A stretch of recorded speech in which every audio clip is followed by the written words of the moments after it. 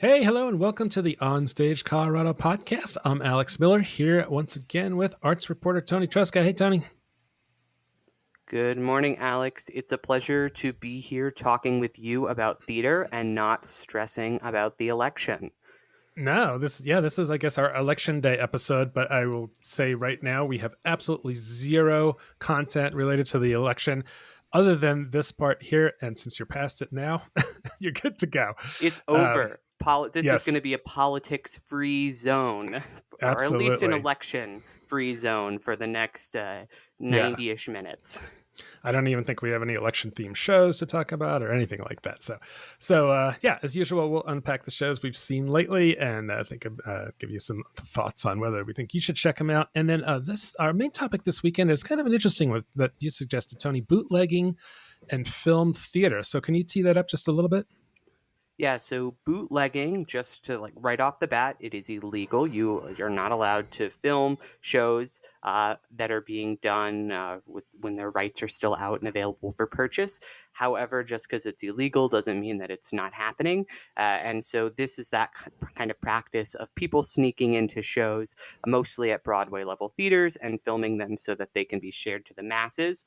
Whereas filmed theater is something kind of more akin to like the Shrek the Musical that dropped in 2008, in which they professionally shot that production and then released it on DVD at the time, but then later to streaming where it really was popularized. So it's kind of two different camps, and there's a lot of debate around the subject, which I think makes it a really interesting topic to unpack.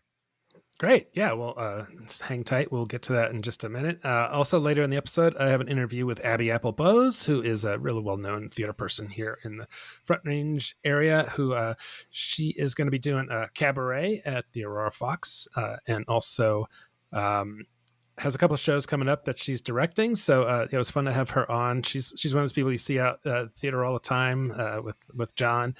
It was great to catch up with her. So hang around for that as well. Heck yeah. Looking forward to listening to that conversation a little later in the episode. But first, on to our weekly roundup of what we've seen around the state. So, Alex, what have you seen this week? I had kind of a light weekend. I only saw one show, and that was Eyes Up, Mouth Agape at Buntport. And you saw that one as well, didn't you? I did. I was there on their opening night. Okay, yeah, I was there Saturday. And I have to say, this is probably one of the funniest Buntport shows I've seen in a while. And the shows are always funny, but this one was had a lot of great laughs. I shouldn't say weird because all this stuff is, in that category, but the premise is about this horrible incident that really happened in what was it, 2004 or something 2004. This is the 20th year anniversary of the infamous, it's the Dave Matthews tour bus incident. Yes. And it's for the uninformed, it is an incident in which a tour bus unloaded pounds of excrement that was in the bathroom of this tour bus through a graded bridge, so it fell smack onto a tour boat, that was floating underneath the bridge by happenstance. And rather than focus on any of the people involved in this situation, the kind of their way into this is a documentarian who is speaking to the inanimate objects involved. Right. So the boat, the bridge, the Sears Tower, and the boat, bridge, and the tour bus. Yes. It was really, really creative. The set was really striking because they had the Sears Tower. They had kind of a guest. Usually it's just the Bunt Porters themselves, but they had Emily K. Harrison come on, and she's wearing a hat or a headpiece that sort of looks like, I guess, the top of the Sears Tower, or as it's called, the Willis Tower now. So this is the first time, at least that I can think of, that I've ever seen any kind of musical component to a Buntport show. So that definitely added something to it. And she as the Sears Tower is looking down on all this action. And so Hannah Dugan is the boat. And what's the name of the boat? The Little Lady of Chicago or something like that. That's right. Yeah. And so she's wearing the boat and Eric Edborg is wearing the bridge that the boat was under when the bus worn by Brian Colonna. And so I don't even understand how would that even happen. I don't even want to know. But so I will say that it's really has really inventive use of live video. So so Aaron Rollman is the documentarian and is, has 3 cameras and they switch off. And so like, the boat might go to dark and then it flips over to, the bus, which, that definitely leaves the actors literally in the dark and without lines and just kind of sitting there, which is kind of hard to avoid, in that setup. But overall, it was really a great show. But I got to tell you, it's pretty scatological, and it gets kind of grosser as it goes on. And Hannah's character is just like talking about the pee and the poop and the vomit and all this stuff. And the other thing was that Eric as the bridge is kind of plays him as this sort of really boring character who's, they question whether he's even should be able to talk, because he was just really a standing by. He wasn't an active, he went through the greats. He points out, it wasn't even the most interesting incident that's happened on the bridge. Yes. So yeah, they get into the history. Says that. Yeah. And then and so Brian was hilarious as the bus who sort of starts to try and gaslight them about what actually happened, and maybe it was the Lincoln Park bus, that the alternate bus theory. Yes. So yeah, really fun show. Definitely, if you're kind of a prude about fart jokes and the like, which I kind of am, so I was a little squirmy at points, but I had to, if you're going to do that, you kind of had to go there. So, but yeah, really a fun show at Buntport. What else did you see this weekend? You were at the film festival, right? I was at the Denver Film Festival this weekend. So that's the 47th annual festival. I've seen 6 films so far, and I have 7 more to go.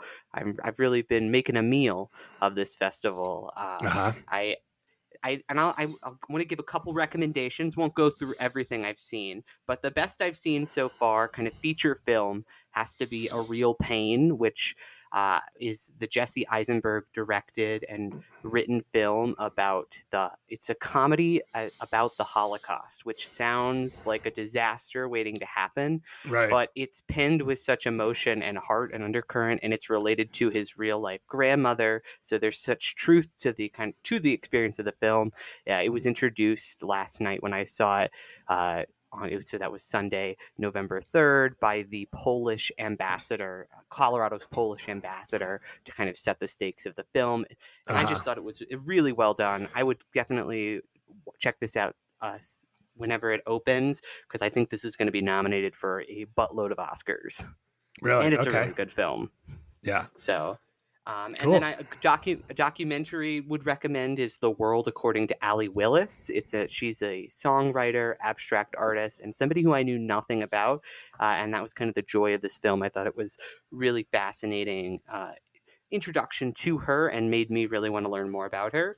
And I was sitting next to a bunch of her fans, because she has a really eclectic career that's attracted a lot of supporters along the way, and they all seem to really enjoy it as well. So I think it speaks to wherever you are with Allie Willis. Do you know anything about her? No, I've never heard of her. She wrote the Friends theme song. She wrote September for Earth, Wind and Fire. She's the lyricist behind so many iconic songs. Interesting. And then as well as just making her own art. She was a set designer, so just a really fascinating life. And then best animated film is Memoirs of a Snail. This is it's an R-rated animated film kind of about this woman's really depressing life, where she has kind of retreated into snail iconography. She dresses as a snail. She becomes really obsessed with this, and she's isolating herself and creating the shell. And it's kind of about her interesting family dynamic. And so it's really kind of a tragically beautiful film. It's definitely not for the faint of heart either. It's definitely R in all senses of the word, but it's lovely claymation, and just a really thoughtful, interesting way to use animation for storytelling. Wow. Are any snails harmed in the filming of this movie? They are really sensitive about the snails. So no snails are harmed, but humans are. Okay. Clay gets smushed maybe. So, all right, Hmm. great. Well, so there's still another whole week or so of the film festival, right? That's right. So I've got 7 more to go, including, I guess, when you are listening to this, listeners, I will have already seen Night Bitch, starring Amy Adams, which is the film at the Botanic Gardens this evening that I'm looking forward to checking out. She plays a woman who transforms into a dog sometimes. Oh, Um, uh, I love the yeah. title. It's up there with It, My Old Ass in terms of great titles for the year. My Old Ass is also a great film, and a great title as well. Yeah. So, but totally It makes agree. me laugh every time. I haven't seen it yet. We're planning on getting to it. So, Definitely worth checking out. I think it's on streaming now. So, and is it? I Okay. think it would be worth a night in and watching it at home. It's pretty Uh-huh. good. Okay. All right. Well, that sounds great. And you also went up to Fort Collins and saw Reefer Madness, right? That's right. So was at the opening night of Reefer Madness at the Lincoln Center. This is a production by OnStage up in Fort Fun. It was directed by Kenny Moten, who lives up there. He's a very well-known director. He's doing this. I caught up with him at intermission, and he was talking to me about how he's doing this in conjunction with the Arvada Center's production of Once Upon a Mattress, as well as getting ready for North Glen Arts' production of Motowns and Jerseys, I believe. I may have messed up the title there, but Motones, I it's think it's called. Motones. That's right. Yeah. But he's a ever busy guy, but he still puts his all into every production he's doing. And Reefer Madness is a really tricky show because although it sounds like, oh, it's an easy kind of campy show, camp is really hard to pull off well, particularly this show, which has themes of abuse as well as it's set in the 1930s, so there's all these kind of outdated sexist kind of tropes about gender, and obviously the central subject of marijuana and is treated rather sedaciously, which can get old if it's just the same joke over and over. But Kenny Moten has really his experiments with this rotating set that kind of it's stripped down but is able to kind of represent so many different places throughout here. His inventive use of everything from like a seat and that starts as a pew altar but then kind of goes into this really elaborate sequence, mad dream sequence in which someone's being pushed around the stage on this altar. It's just a really inventive show from top to bottom, very funny, very well cast with a lot of people who actually live up in Fort Collins.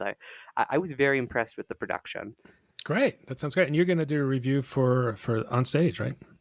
That's right. I was working on it before I hopped on to record this episode, so it may be up even by the time you're listening to this tomorrow. All right, great. Well, any news or mail since we last spoke, Tony? Yeah, so we got another new 5-star review on Spotify. Woo-hoo! So woot woot. Yes, thank you so much to whomever gave us that new review. It really helps us get the word out about there. And if you're listening now and you like what you're hearing or you like what you've heard in the past, please feel free to give us a review, perhaps 5 stars if you're so inclined. Keep our streak going, but whatever you feel is appropriate, we will take. And we're just thankful that you're here listening to us. All right. And then we had an announcement, a couple of announcements come out. That's right. So first off, we'll start with the fun one. The Colorado Shakespeare Festival announced its lineup for the 2025 season, which will be June 7th through August 10th. It'll be 2 Shakespeare plays, The Tempest and Richard II, as well as 2 original practice performances of Christopher Marlowe's Dr. Faustus. I really like Dr. Faustus. I would like to go to one of those original practice performances. I still have yet to actually see one of those. Me neither. We both tried this last summer and it didn't work out. So, but yeah, it's a kind of a sort of a shortened or a smaller season just because they're still working on the Row Green or the Row, not the Row Green is the indoor theater. They're working on the Mary Rippon. Yeah. Out there, which is kind of the original classic outdoor Shakespeare theater there at the University of Colorado Boulder. So yeah, that's cool. That's coming up. It's always something to look forward to. And then big news out of Colorado Springs. That's right. So it was announced this week or last week that Caitlin Lowens is going to be stepping down from Colorado Springs Theater Works. They're one of only two artistic leaders over there, and they're going to be stepping down to become the producing artistic director for 10,000 Things Theater Company in Minneapolis, starting in February. Caitlin has been one of the only two leaders over there. Murray Ross started the company in 1975, and then Lowndes took over after his death in 2017. And no additional information has been shared about their replacement at this time. However, the company said in a statement, all TheaterWorks performances will continue as planned. So, hats off to you, Caitlin. Congratulations on the job. But it definitely sounds like from the community, you will be very, very missed. I saw a lot of outpouring of love for them when this news broke last week. Yeah, TheaterWorks does great work. Has done a lot of great work under her artistic direction. So definitely sad to see her go. But yeah, I'm sure it's always a new opportunity for a theater to get in a new AD and see what they can do. So yeah, so we'll share news as soon as we hear it about who their replacement is at TheaterWorks. But in the meantime, let's move on to our main topic this week. Yeah, we're going to be talking about digital theater, bootlegging, and everything in between. And so, why isn't more theater filmed for digital or release? And why are bootlegs such a controversial issue in the theater community? Yeah, this is a subject, as I mentioned up at the top, that I'm quite excited to chat about. It really is no small feat to film a live show. I actually did it twice back when I was working with New Works SA in San Antonio. We filmed and released two original productions there, and I got to say that the work that went into them, that we filmed, the comedy of Romeo and Juliet and Girl in the Cocoon, to upload to YouTube, it was quite intense from the kind of additional rehearsals that we had to do to incorporate camera setups and test all of the audio levels, all of that technical stuff. Then after filming it during multiple live showings, we had to then edit it and then go through the distribution. So the kind of work was nonstop for months. And we didn't even have to deal with the rights, which is something that most kind of professional productions that aren't doing something original have to kind of navigate. So it's a very complicated subject, and although I get that it's kind of a lot of people immediately jump to just film the thing and throw it online, if you want it to look good, it takes a lot more thought and in order to execute that. Yeah. So I'm sure that experience gives you a pretty unique perspective, but I would have to say from my own experience that, unless you have a ton of resources, most recorded plays and especially musicals really suck. So, if someone just stands up a camera in the back, but I really enjoy having those. I have a few of those from my acting days, but strictly for my own use. And even though they suck, it's still, fun to have them. I digitize them and, so, my family got a kick out of seeing me, as 30-year-old jumping around on stage in tights and Shakespeare abridged and stuff like that. So there's value there. But as far as like making something that you can show to an audience, that's a whole nother thing. So theater fans have been asking for digital access to Broadway shows for years, but there's not a ton of it. So, I mean, other than like you've already mentioned, like it's a heavy lift, but what are some of the other reasons? I mean, the biggest issue is definitely money. I think people don't realize how expensive it is to film a show. We're talking about at least $500,000 in additional capital that's necessary to be able to film this. And that's just for something basic. There's this really great article written by G. Gedalia, producer. It's entitled "On Filming Theater and Why It Doesn't Happen More," which we'll link in the episode notes. But it really kind of lays out all of the kind of challenges for digital theater. There's the cost of securing rights, there's union pay bumps, there's production expenses, which includes setting up multiple shoot days, and then finding a distributor. So it's really a kind of a massive undertaking. Yeah, definitely not just setting up a few cameras. And I bet unions play a big part in the cost as well for equity. Totally. So you have like your actors equity, there's the stage directors and choreographers society, as well as several other additional unions who fairly, I think, require significant pay bumps when a show is filmed, plus the royalties. Because, I mean, their kind of argument is that if they film this, then there's the incentive on the producers maybe not to keep the live show there, so they want to make sure that they still have their some skin in the game there to get paid. And then there's the technical side. So filming a live show takes a lot more planning than just hitting record. As I kind of mentioned at the top, when I was working on this for the two shows that we filmed, it took months of kind of pre-planning to kind of think through the camera shots we wanted, how we wanted it to look, so that it didn't just look like, oh, we just filmed something from one camera angle and then uploaded it. We wanted it to look like it was actually shot for film. Wow. Yeah, that sounds intense. But, there are those who argue that by not making recordings available, then Broadway's, that's kind of a cultural elitism. So, that it's only for people who can afford a theater ticket, which is, not a big section of the population. So is there any truth to that? I definitely think there is because I mean, as I was saying, I mean, not everybody can get to these New York or these other places that are producing theater and then shell out additional money to go see it. But I think focusing just on the Broadway scene alone actually misses out on the bigger issue here. Like, local theaters need that support too, and it's often a lot more affordable to see work regionally. But that said, yeah, I think Broadway should be more accessible. And this is just one way, but it's kind of part of a bigger picture. I think Broadway also should be reducing ticket prices so that people can actually go see it. But until they do that, or if that's not financially possible, as I keep hearing producers say, then I think doing these recordings are a really good way to introduce new audiences to it. Yeah. Yeah, it'd be a great project for film students who are learning all this stuff. Of course, you still have the rights and the unions and all that stuff to deal with. But maybe if it's a local original play or something like that, you could do it a little more easier. But there's a whole world of theater beyond Broadway, and it helps. Supporting it all with showing it more helps it all. Be more aware. I gotta start over there.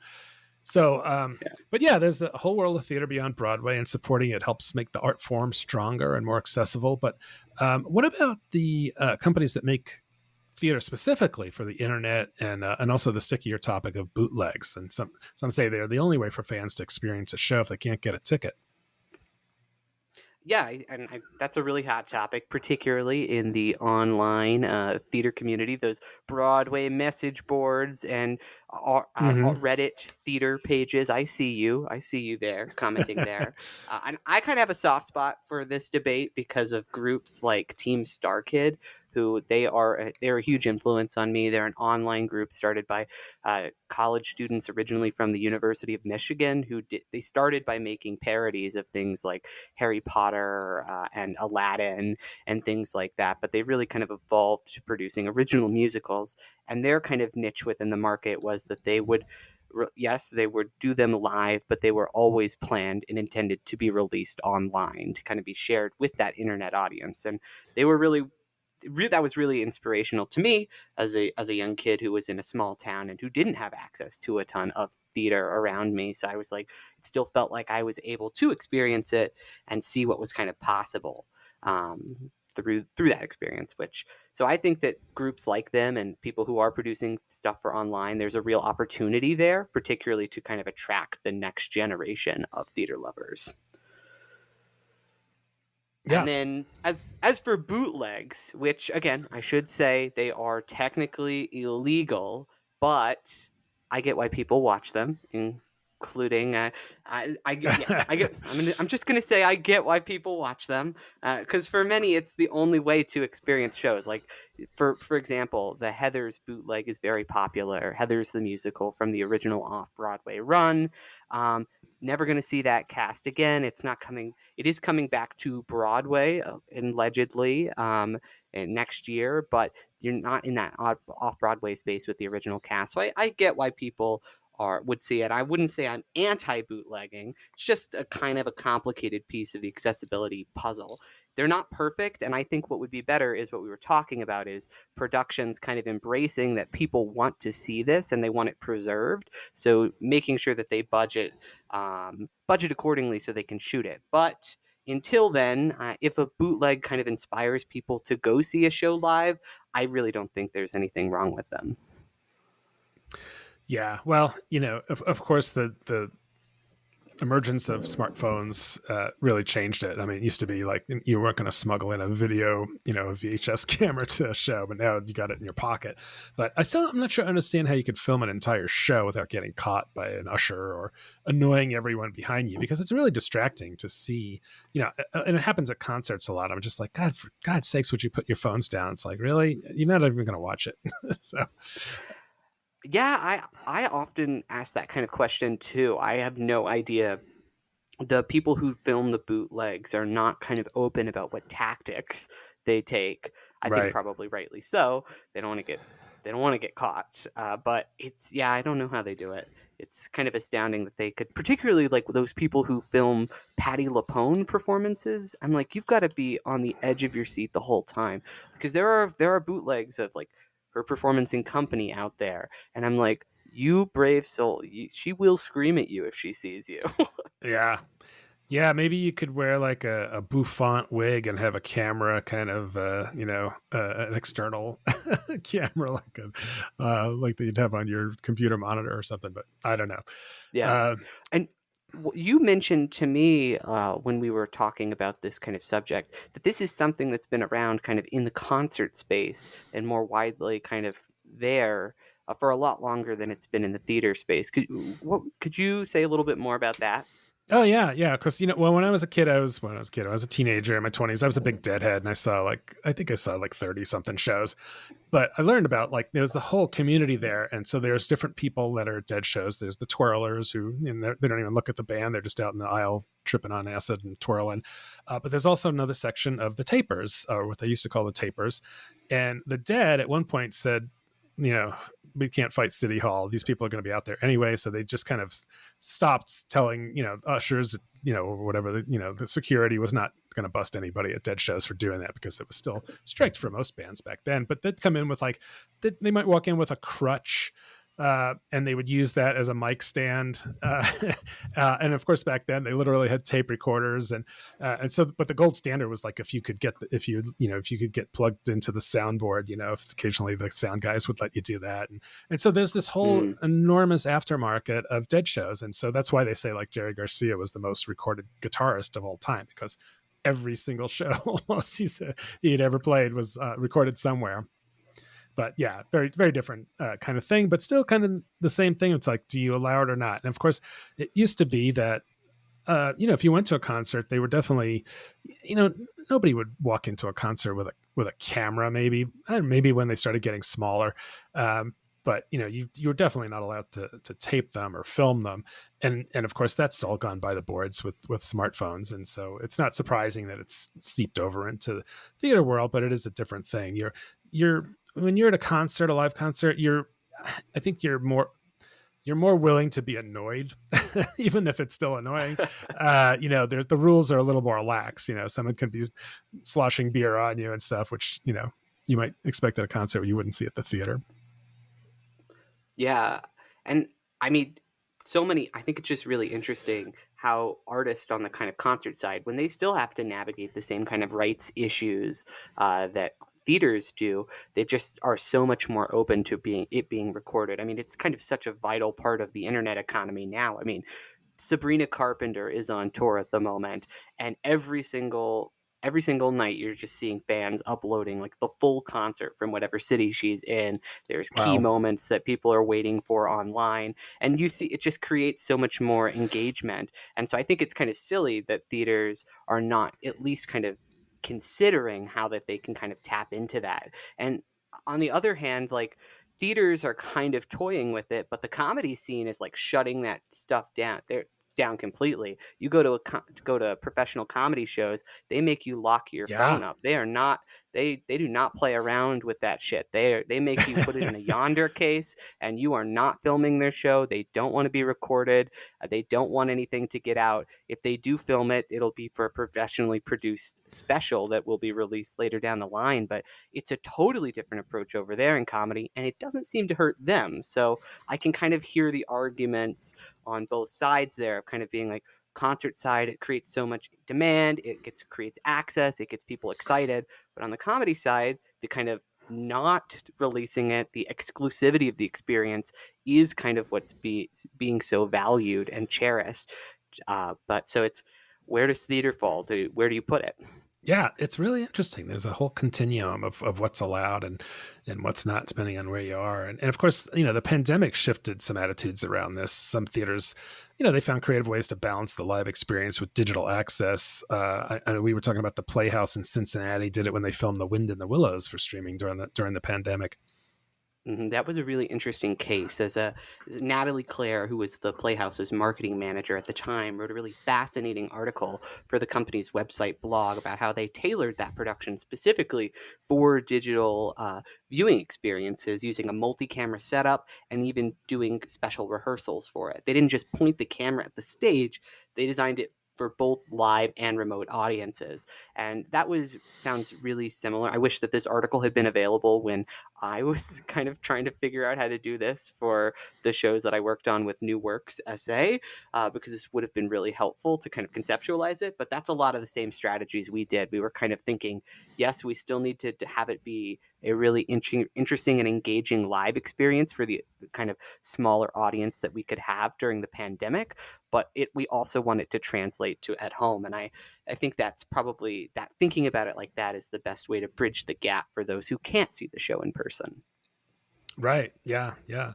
So it sounds like a lot of thought went into that one, but, and just one other thing, like, the live audience has to deal with having camera people, creeping around and sort of getting in shot, or upstaging potentially, even if they're just slinking around and all in black, they're still there, well, do you think that kind of approach that theater did in Cincinnati could be a model for future Broadway stuff? And, we can talk about, the big one that everybody thinks of was Hamilton on Disney Plus, which was really well done. Yes, when Hamilton premiered on July 3rd, 2020, it forever altered how producers kind of thought about film theater. There was a lot of talk before that show came out that filming theater would reduce the number of people who would come to see a show live. But now, 4 years later, with multiple touring productions of Hamilton running around the world, in addition to its permanent kind of New York City residency, that thinking kind of has proven to be short-sighted. Hamilton has only gotten more popular since it was released, and more people could kind of get into it and see it themselves. And while Hamilton has been really the most successful production to do this, it's not the only one. As I mentioned up top, Shrek the Musical released a recording back in 2008. Les Mis has released multiple anniversary concerts. Passing Strange was filmed by Spike Lee and released in 2009. And then there have been multiple kind of live TV specials like Rent and Peter Pan Live that kind of were experimenting with that live model for musicals, translating it directly to an at-home TV audience. Yeah. Yeah. And as good as the Hamilton one was, I watched it and thought, wow, maybe I don't need to go see it. But then I did see it live and I was like, oh, it's still better live. I totally agree. Yeah. And that's the beauty of live theater, that you can't capture it. You can capture, sort of a part of it, but you don't get that whole live thing. So, but so for big name shows, that approach can work, especially when there's that guaranteed fan base. But for smaller or newer productions, there's those huge cost barriers. And right now, really only the popular productions at the budget are going to really see it make it worthwhile with the audience. Yep. And in a lot of those film productions have the benefits of huge names attached, or at least huge names for the Broadway world, and kind of a well-known story that is going to draw crowds to it. So yeah. So thinking about these regional theaters and smaller productions that might not have that same reach, we're OnStage Colorado after all. We're thinking about a lot of our Colorado theaters. What can they do, and how would that benefit them? I think that's kind of where creative solutions and funding are going to become critical here. So regional and community theaters could benefit from kind of a hybrid model where they're supported by applying for grants specifically to offset kind of these filming costs, or doing kind of creative partnerships. Like you already mentioned, one outlet is working with film students at the local universities to kind of to collaborate on something, particularly with a newer project that you're trying to get eyes on, or even if you just want to make a demo reel so that you can show it to future investors. I think there's a real incentive for theaters at the local scale to be thinking critically about how they capture and shoot what they're doing, because you can say that you're producing the best theater in the world. It's beautiful, it's changing lives, but seeing is believing in a lot of cases. And so if you can have high quality video content, maybe not even of the full show, if you have something that, yeah, there is that rights barrier, but just thinking critically about that investment in capturing what you're doing so that you can show it to people, I think makes a difference. Do you have, and there are, like, on the larger scale, there are nonprofits like PVS's Great Performances and Broadway HD. They're doing it because they have donors, public fundings, or these nonprofit models. But if we want digital theater to grow, it's going to take support at kind of all levels, not just for the Broadway blockbusters, but also for these kind of regional gems and original works that deserve a wider audience. Yeah, it definitely sounds like there's a lot of potential there, but a long way to go in making film theater sustainable across the board. I would just note also, it's a different thing, but some theaters around here use videographers like friend of the pod, Ray Bailey, to create trailers. So this is a different animal than the whole enchilada, of course, but it definitely gives you an idea of what a show will look and sound like. Especially, I think, like a musical. I think if people are thinking like, I want to go to like my community theater's musical, but my God, can those people sing? And if you could see the trail, it's like, yeah, they can. And if they can't, maybe you shouldn't get a trailer done. But anyway, you can check them out at raybailey.tv. He's got all of his trailers up there from all the ones he's done. So and he's really good at it. Yeah, and that's kind of what I was speaking to at the end there, is like thinking about the investment, like at multiple levels. Like even if you don't have the kind of capital at this point in time to invest in filming a full production or something, just can you make that investment in a one-off, like a purchase from like a local videographer to film it and capture it? So yeah, that's a really good point. So the other part of that is, if you're the theater person, in control of the money, it's like, what's my ROI on that? How much of a difference is that little trailer going to make?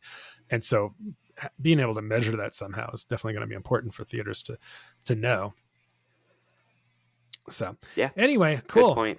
Well, great topic. But right now we're going to take a break. And when we come back, we'll do our top 10 Colorado headliners of all the cool stuff coming up the next week or so, and my conversation with Abby Apple Boes. So hold on. We'll be right back. Support for OnStage Colorado comes from the Boulder Ensemble Theater Company, Betsy, whose production of Little Women by Louisa May Alcott plays at the Dairy Center in Boulder December 5th through 29th.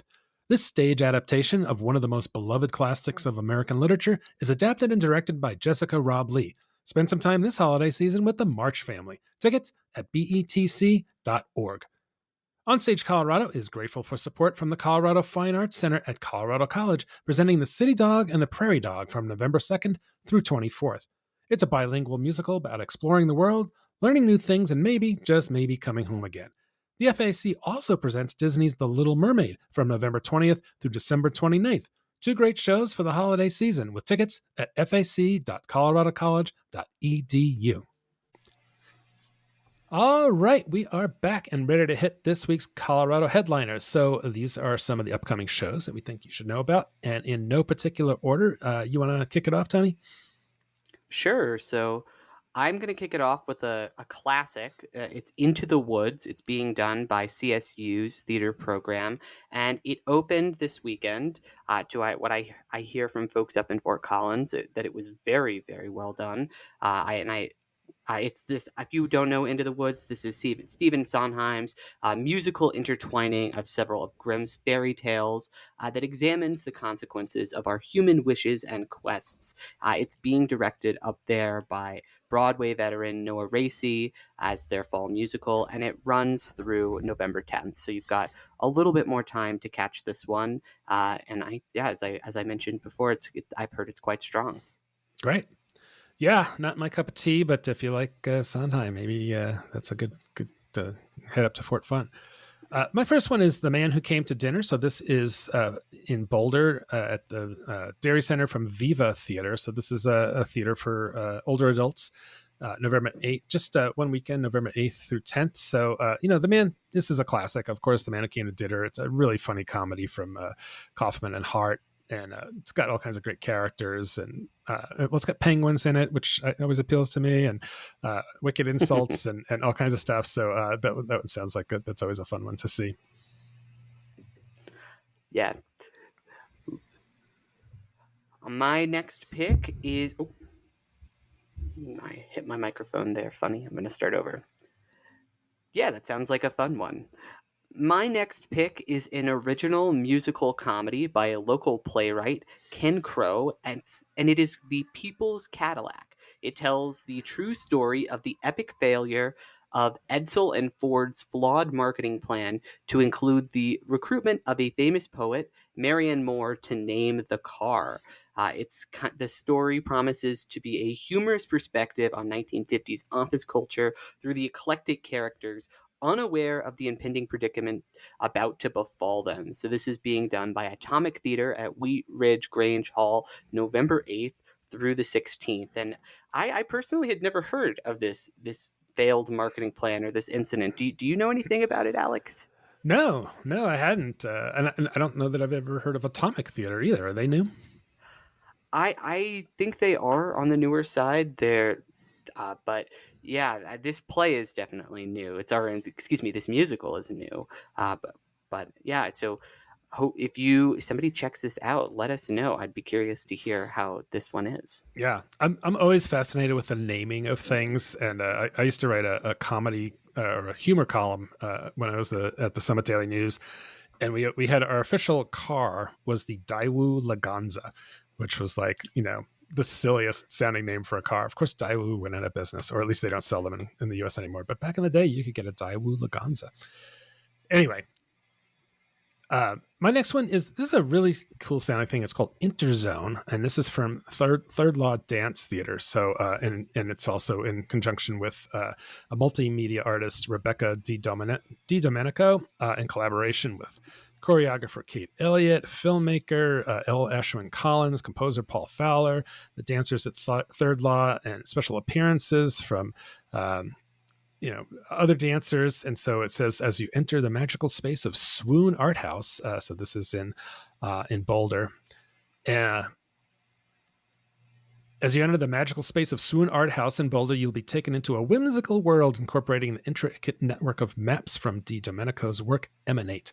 Maps are flat renderings of intricate connections. You'll be surrounded by life-sized images, movement, and sound in a truly immersive expression of connection. So that sounds really cool. So if you're in Boulder upcoming here, check that out. Third Law Dance always does really experimental storytelling. I would say they're kind of Boulder's version of Wonderbound, if that gives you some kind of touch point. They're really cutting edge, and that sounds like that sounds like classic them and really, really cool concept. Yeah.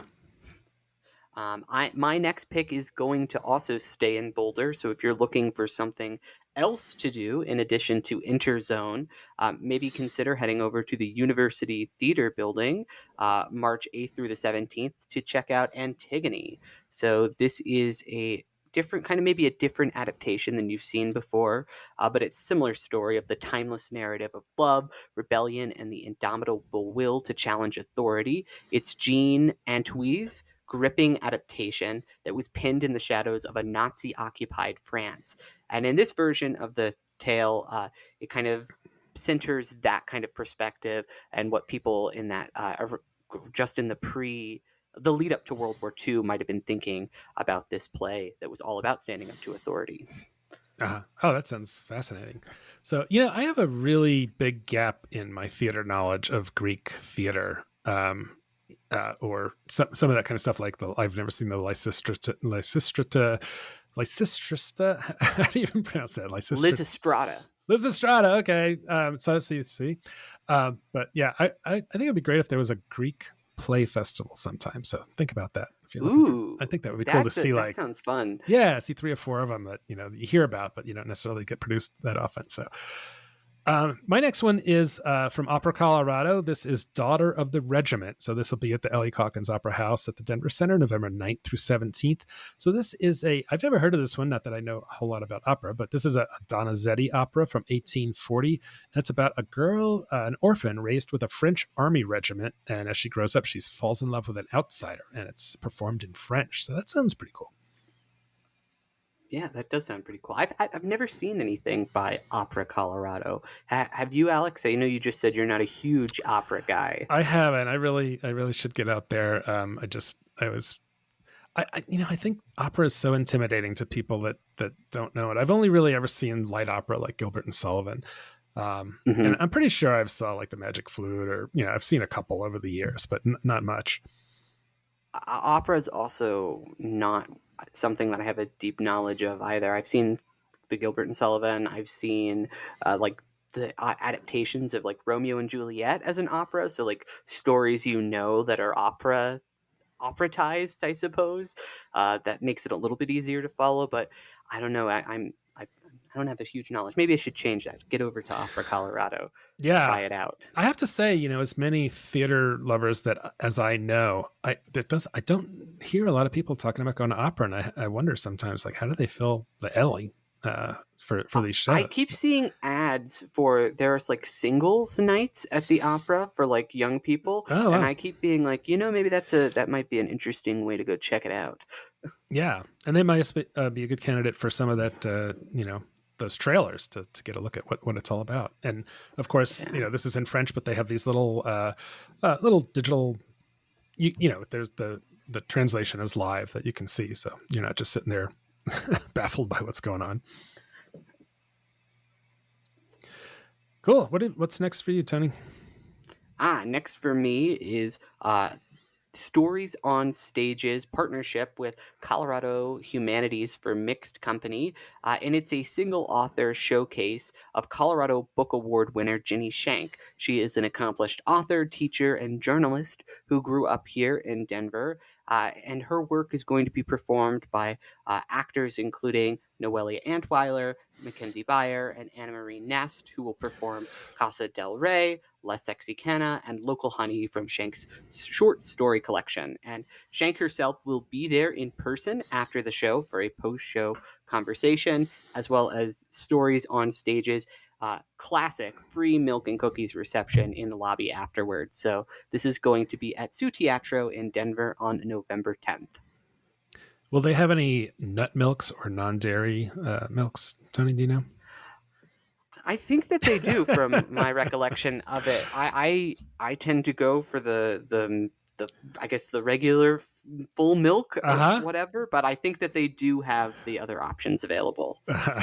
I was talking with a friend of mine just the other night. My friend Matt, he and his wife were over for dinner, and we were talking about how when we were kids, you'd sit down at dinner and you had a big, tall glass of milk, and like not any 1% or 2%. It was full, full fat, whole milk.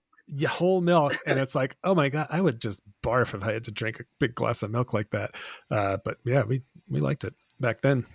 Nice and cold, it quenched the thirst and built strong bones. Or I don't know what they would say about it. So anyway, well, my next one is the Thanksgiving play. So this is the Springs Ensemble Theater set, doing it November 7th through 24th. So this is were you going to say something?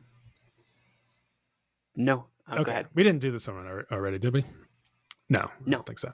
So, all right. Well, my next one is the Thanksgiving play. This will be at the Springs Ensemble Theater Company in, of course, Colorado Springs, November 7th through 24th. This is a satirical comedy from playwright Larissa Fasthorse, and it's about a group of adults. And so they're putting on this politically correct Thanksgiving play for kids that, of course, goes horribly awry. And I saw the regional premiere of this at Curious a few years ago, maybe it was 5 years ago. And I had some issues with it. I don't know. I'd be curious to try and get down to see it in the Springs. I don't know if I'll get to, but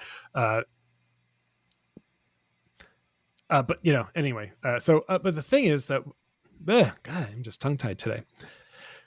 So anyway, but yeah, it's an interesting play, and it's similar to some of the other ones we've seen, kind of like. I'm trying to think of other ones where they're trying to be politically correct and failing, and it's like, I know the theme has been hit in some recent things that we've talked about. But the director, Kate Hertz, is going to be on the podcast next week to talk all about it. So this is actually her directorial debut, so she's really super excited about it and really really happy with her cast. So we'll hear more about it next week. Yeah, I'm looking forward to listening to that conversation next week, kind of appropriate in the lead up to Thanksgiving. Of course. And I do really like that script. I think it's very funny, kind of send up of kind of white privilege and these kind of, or excuse me, I think it's a kind of really funny send up of like kind of white liberalism and the kind of tiptoeing that you kind of have to do. It's so I am going to try to get down to the Springs to check this one out just for myself, because I am a fan. So looking forward to hearing that conversation. It definitely has some funny bits. Like one of the actors that they get this ringer in from LA. They think she's a Native American, but she's just a white woman with brown hair that like on her resume it's like can play Native American and other ethnicities, and they're like, oh shit. So anyway, what's next on your list, Tony?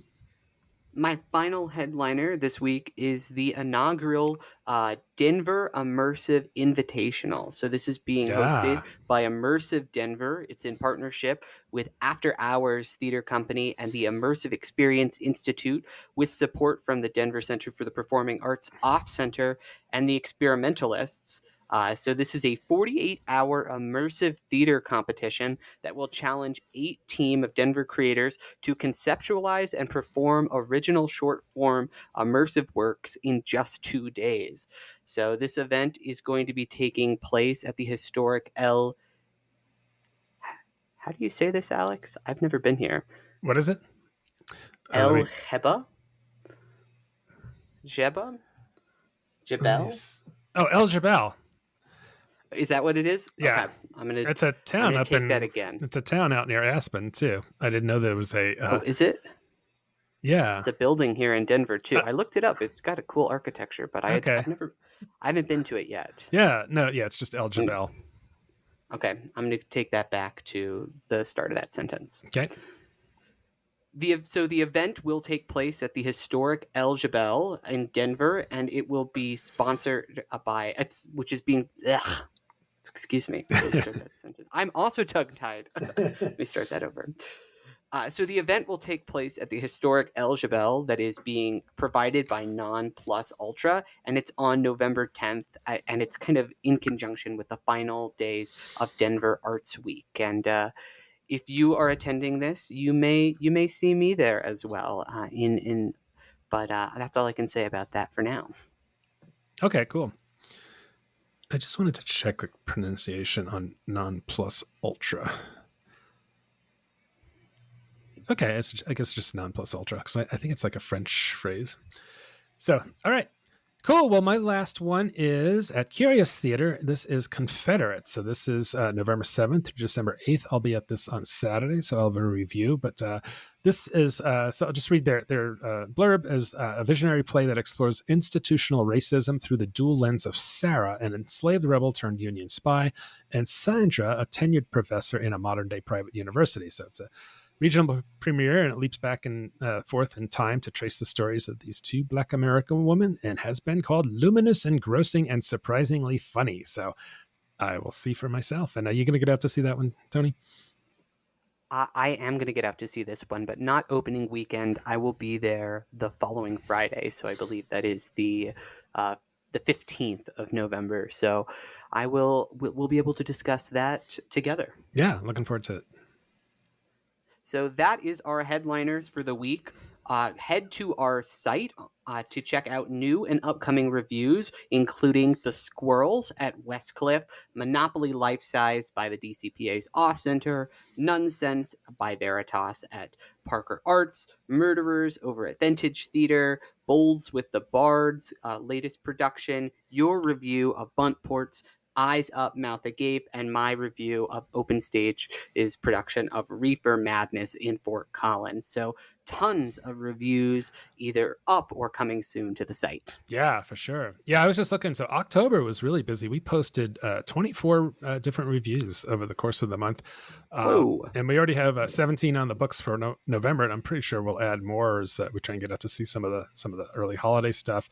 And we don't get out to see every holiday show. I don't know that we need to review Christmas Carol every year, things like that. But if there's something new and interesting, or just one that we haven't seen before, like like Candlelight's doing Scrooge the musical, which I think I've seen before, but I seem to recall that one's a pretty good, pretty funny take on Christmas Carol.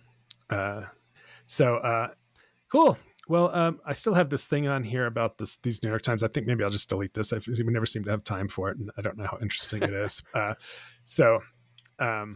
But one that struck me was Attack on Titan. That was an anime that I used to watch with Andy. It looks really cool. They've got these like puppets, massive puppets that are being used to create it. I would love to see that. Yeah. So I don't know if it'll have a touring Broadway production, but I don't know. Anime is so popular. It seems like it seems be a great way to get kids to the theater, or a different audience. That seems like a great one to film. Yeah. Yeah. So, all right. I'm going to close this out. Sure. So go check out all those reviews, plus the latest theater news from around the state at OnStageColorado.com. All right. Now we will sit... let me just start that over. Okay. Excuse me. So go check out all those reviews, plus all the latest theater news from around the state at OnStageColorado.com. But first, sit still and get tight, because we'll hear Alex's interview with Abby Apple Boes, so stand by. All right. Hey, we're here with Abby Apple Boes, here to talk to you about some of the cool stuff that's going on in your life here. So thanks for being on the OnStage Colorado podcast. Thanks so much for having me, Alex. I really appreciate it. Yeah, it's great. So we were talking a little bit about what you've been up to, and you mentioned that you were at this cabaret intensive this summer and at the Eugene O'Neill Theater Center. So they do a lot of different programs, including one for theater criticism, which I'm trying to get into, but all kinds of other stuff. But you were there for the cabaret thing. So how was that? Can you tell us a little bit about that experience and what you were looking for there? So I've been involved I've done cabaret shows for a really long time, since the 80s.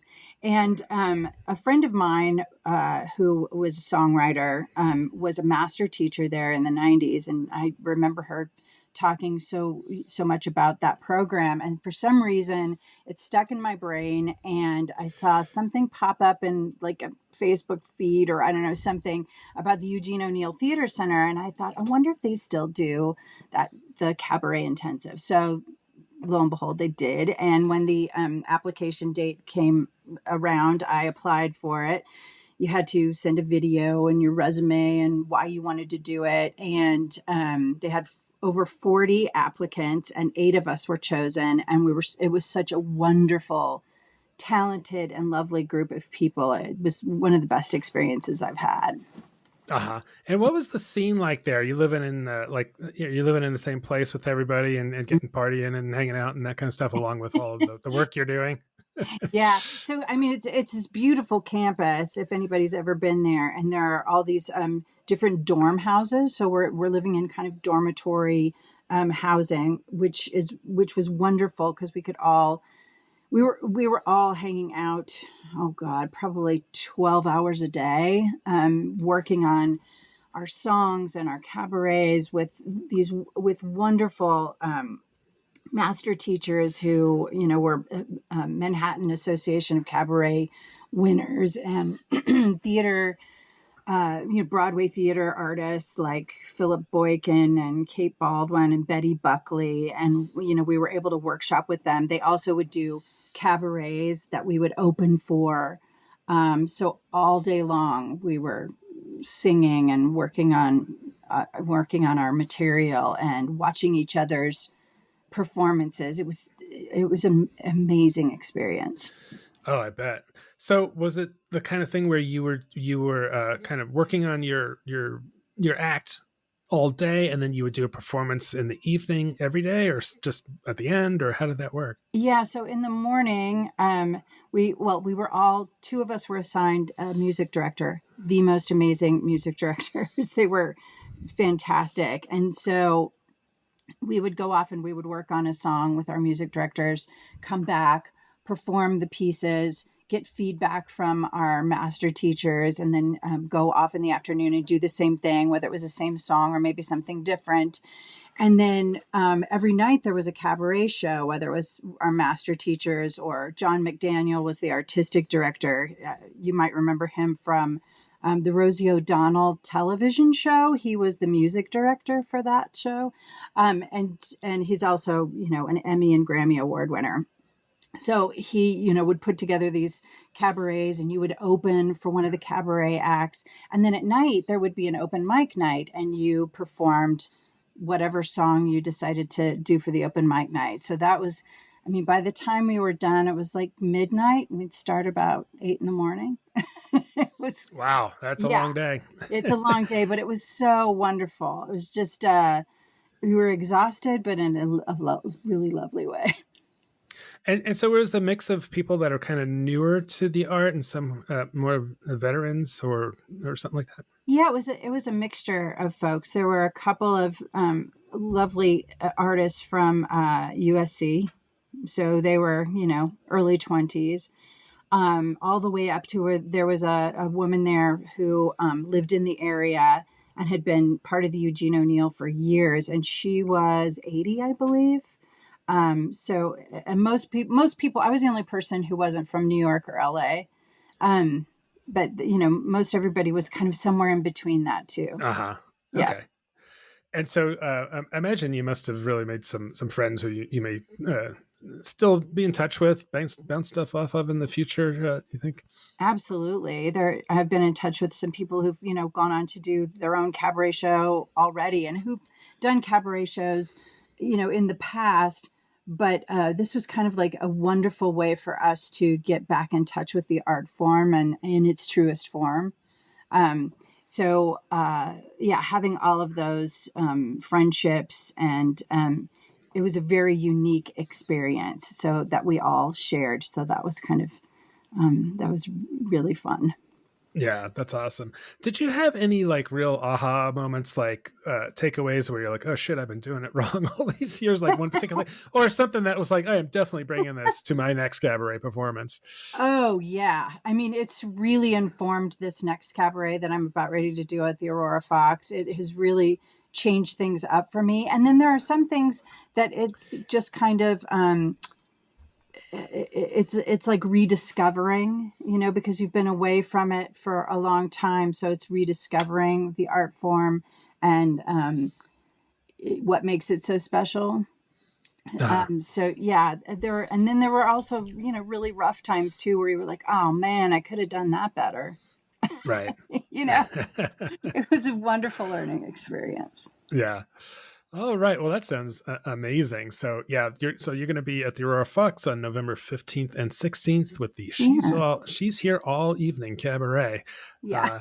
So, hey, I wanted to ask you just kind of a related question, like what is cabaret? What's your understanding of the definition? Because I think some people maybe confuse it with burlesque, and I'm sure there's some overlap between those two, but how do you define that? I'm so glad you asked that question. Because it is kind of a difficult one, because sometimes people look at it as burlesque, which it can be. Some people look at it as like a lounge act, but really what it is, it's a kind of more intimate and theatrical experience and more personal. So you tell a lot of stories about your life, or if you're focused on a particular songwriter, let's say, it's kind of a more personal expression of how you feel about those songs and that songwriter, rather than a lounge act is kind of like your ambiance, and it can last for hours. Uh-huh. Or burlesque is completely different. A cabaret club can also feature all of those things. But for me, a cabaret act Well, I have, a definition that I found actually. A cabaret act typically refers to a more relaxed background style musical performance, often played in a bar or hotel lounge, while a cabaret act is a more theatrical performance with a focus on storytelling, audience interaction, and often mixed singing, acting, and sometimes dancing. So that's kind of Okay. it's between a lounge act and a cabaret act. And I Okay. agree with that. And it seems like it's often a solo performer, but it doesn't have to be, right? Yeah, it doesn't have to be. I know a lot of times I bring in friends to sing with me. Like I've had Megan Vandehey sing with me and Arlene Rapal Hicks sing with me. And that's always really fun. It's a fun way to, vary it and, make it kind of a fun community experience too. Uh-huh. So at the Aurora Fox, are you doing it in their black box theater? Yeah, I'm doing it in the studio space. Okay. And this time, I've never done this before. All the cabarets I've ever done, this time I've got a band. So I've got Robert Lowe on piano, Randy Chavez on guitar, and Lynn A. Keller on bass, and Brian Jaffe on drums. So it's going to be a fuller experience than just with a piano player. Oh yeah, that'll be great. Yeah. So can you tease us what are some of the songs that you're doing? Is there a theme to it or just like your favorites or what people are going to hear? So the theme, so I called it She's Here All Evening because I have this joke about how, cabaret artists are kind of mixed in with lounge singers. So it's like, hey, she's here all evening. By the Beal, Okay. So to me, it's just kind of like a wink and a nod to that. But the show is basically songs that I've either done in the past or new songs that I've discovered that kind of tell the story of my journey as a singer. And I started singing when I was, a kid. So it's pretty varied, rock and pop and standards and Broadway. It's kind of runs the gamut, really. Okay. Yeah. Hey, who would you say is your favorite singer? My favorite singer? Ooh, that's tough. Well, actually, it's not. Judy Garland was my favorite singer. Okay. Yeah, I saw her in The Wizard of Oz when I was a little kid. And from that moment on, I was like, that's what I want to do. That's magic. Uh-huh. Okay. Great. Well, that's a good choice. So, well, let's shift gears and talk about some of the upcoming plays that you're going to be directing. So you're doing a show called Morning After Grace by Carrie Krim at Miners Alley, and this will open in early January. It's a comedy. I'm not familiar with this one. I don't know if it's been done around here yet. But so what can you say about it and why you wanted to direct it? It is a regional premiere, and Len and Lisa and Warren found it through the Purple Rose Theater connection that they have with the Purple Theater in Michigan. It has been performed around the country regionally, but it hasn't been performed here in Colorado at all. It's a lovely comedy. It's very poignant. It's a three-hander. And the topic is, aging. Basically, there's three different characters that come together in a kind of unique circumstance. And I think people are really going to love this play. And being involved in Jukebox for the Algonquin last year kind of really solidified, how much we need to tell the story of, people in their senior years. And how much people want to hear those stories. I have a wonderful cast, and I've been told that I can reveal that to you now, Al. I was just going to ask if you'd cast it yet. So who do we have? We have Kevin Hart in the role of Angus, and we have Tammy Menigini in the role of Abigail, and Dwayne Carrington in the role of Ollie. Okay. That's if you have three actors to pick, those are definitely some great choices. Yeah. When do you start rehearsal? We start December 16th, and it opens January 24th and runs through March the 2nd at Miners Alley Performing Arts Center. Okay, great. And then the next one you're doing is in the spring. It opens later in May, and this is Ripcord by David Lindsay Bear. Yeah. And it had, of course, they has some echoes of Jukebox for the Algonquin, because this set in a senior home, but this one is about two older women who just kind of go at it, right? Yeah. So, I mean, this one, you have seen this one before. It's such a wonderful play. So funny and heartwarming and really interesting play. So I'm really excited to do that for Firehouse Theater, direct that this year for Firehouse Theater. Uh-huh. Yeah, that sounds great. So I think the Springs Ensemble Theater did it earlier this year, but other than that, I think it's I don't know that it's been done very Betsy often. did it actually a few years ago. Betsy did? Yeah. Oh, okay. Yeah, All it right. was good. It was a great production. Yeah. Great. Well, what else would you like to talk about, Abby, that's going on? The cabaret show that I'm doing, I'm really excited about that. I'm working on that.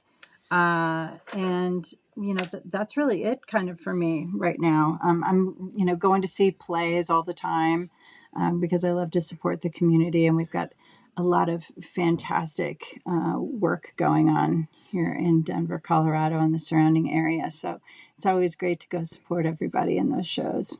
Yeah, there's so much stuff going on this fall. It's like really hard to keep up with it all. Yeah, absolutely. Yeah, it's fun. But yeah, that's what we're doing, and auditioning around town and all of that sort of thing. So that's kind of Do you have another thing that you do to supplement your work as an artist? Like some people do voiceover or anything like that, or? No, I mean, for many years, I had a corporate gig. I was a technical sales director for years, and I've been retired now for 7 years. So, besides singing and acting, those are kind of my side hustles. And that's a nice place to be. Yeah, it is. You're only doing what you like. It's a great place to be. I'm super lucky to have that situation. All right. Well, Abby Apple Boes, thanks so much for coming on the OnStage Colorado podcast. You can see Abby with her tuned up cabaret skills at the Aurora Fox, November 15th and 16th, and with the She's Here All Evening cabaret. And then we'll keep an eye out for those shows that you're directing coming up as well.